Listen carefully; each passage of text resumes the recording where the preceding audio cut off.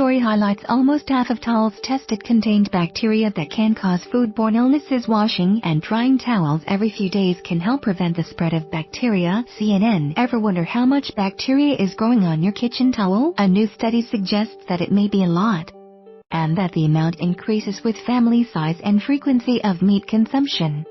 Researchers cultured bacteria from 100 kitchen towels after 1 month of use to determine both the type and amount of bacterial growth. They found that 49% of the towels exhibited growth of bacteria normally found in or on the human body. In this study, we investigated the potential role of kitchen towels in cross-contamination in the kitchen and various factors affecting the microbial profile and load of kitchen towels, said Sushila D.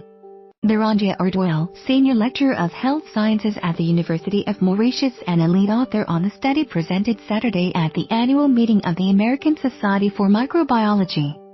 7 Filthy Food Habits and How Dirty They Really Are. Of the 49 towels showing bacterial growth, almost 3/4 grew bacteria normally found in the intestines, such as E. coli and Enterococcus species.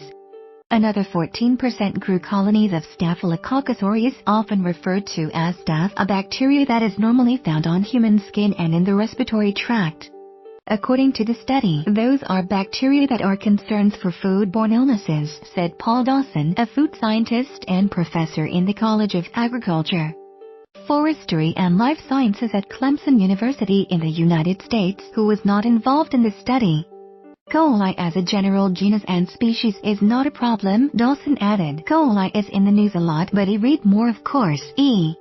That there are specific types that can cause problems, like the ones recently found on romaine lettuce. Some strains of S. aureus can also produce a toxin that, if ingested, can lead to symptoms of food poisoning such as fever, vomiting, and diarrhea, according to the U.S. Centers for Disease Control and Prevention. Staph is found on the hands and can cause foodborne infection by producing a toxin outside the body. Lettuce suspected in deadly USE. Then you can ingest the toxin and get sick, Dawson said. Coli outbreak. The researchers also found that the type and amount of bacteria differed based on a family's size, socioeconomic status, and type of diet. Specifically, S. aureus was more likely to be found on towels from larger families and those of lower socioeconomic status, while the intestinal bacteria were more likely to be found in families that ate meat. Raw meat carries bacteria, and then if you throw it on the cutting board and use a towel or sponge to dry that off, it could pick that up, Dawson said.